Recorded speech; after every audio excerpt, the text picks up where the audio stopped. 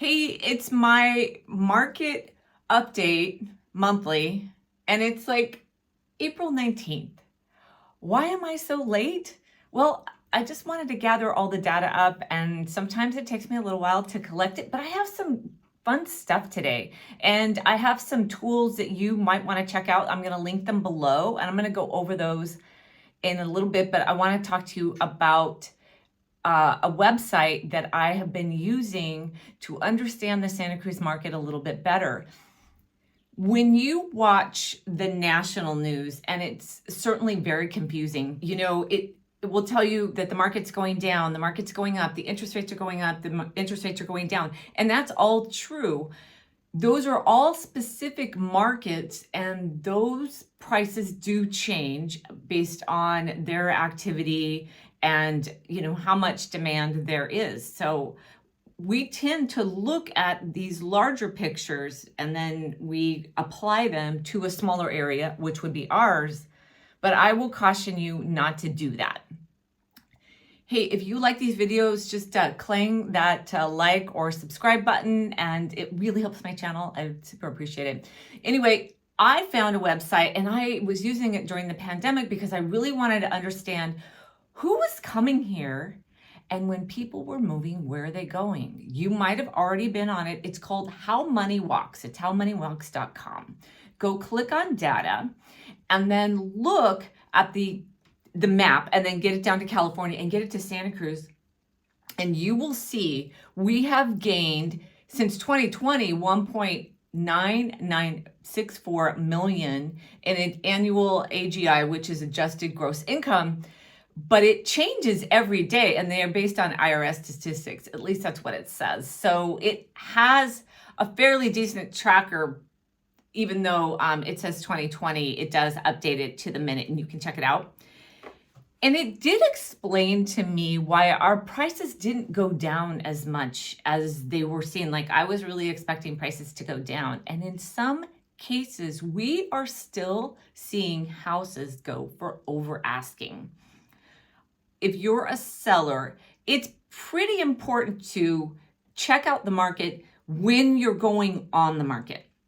So for instance, I work with, buyers and sellers all year long, but when the actual transaction takes place, we are in a different market than where we started. We wake up to a new market every day. And I've been getting better at really coaching sellers going, look, this is what we're going to list it for today. But by the time we get your house ready and get on the market, it might be a different price that you're going to want to go on at to make sure you get the right buyer. Now, if you're a buyer, same thing. If you start today and you see, hey, there's a lot of houses that went for less, I'm going to get a deal, but you're not seeing anything that you like, 2-3 months down the road, you're still thinking of where you started and that lower price point. Doesn't mean that's the market you're in. It changes every single day. Interest rates last week were about 6.26. I think they jumped up a little bit this week, but I know that the market has had a little bit of a rocky start this week, but last week the stock market was good. Where we're at today, so I'm going to give you statistics. So don't forget that, How Money Walks. Go check out that website so you can see, what's really cool about this too, is you can see where people are coming from. Like, people have these ideas of where people are coming from. They're really coming from California, from north and south to Santa Cruz. I mean, those are our highest numbers. We get the most wealth from Santa Clara, no surprise there. Contra Costa, Los Angeles, Alameda, and San Mateo. We lose wealth to Monterey. People move down south a little bit. San Benito, a little further south. Placer County, north. Washoe County, Nevada, and Nevada County. I actually know a lot of friends that have moved up there, which I think is really interesting. And when you check out this website, when you kind of get an idea of where people are going, that also gives you an idea of what the pricing might be like when you go there. So I think it's a great tool. So anyway, check it out. I'll put the link below. So as of April 18th, new listings, 53. Fabulous for buyers and sellers. And I'll tell you why after I read the statistics. Price reductions, 13. Pending contingent, 33. So we have 33 under contract. We don't know if they're final, like, just about done. All we know is that in contract is 33, transaction canceled 4, and that's up from 3 of last week. And I've actually been seeing a few more of transactions canceled, and I have been seeing some notes down in the agent notes where it's not really visible to you as a consumer. And I've been seeing buyer doesn't qualify, which shouldn't happen that late in the game. If you are writing an offer on a property and you counter that price higher, make sure you go back to the lender. You make sure you can afford that higher price and get a new pre-qualification letter or a new letter from underwriting stating you can, in fact, get that loan, and they're promising it to you. Just a quick tip. Sold 23, same as last week. Expired and canceled. Last week was 4. This week it's 3. Well, the sun's out, so we're probably going to see a little less expired and canceled. We're going to stay on the market. We're going to see what's going to happen. Active inventory. This is the big woo moment. 227. Yoo-hoo. Isn't that awesome? So we're getting up there. 227 is so low, though. I mean, like I said in past videos, I've taken out buyers with sheets of listings, and we went through. But anyway,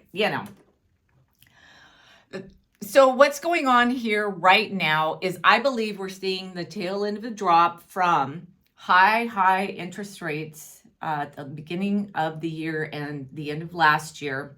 Depressed inventory still had some over asking price sales, but demand was down.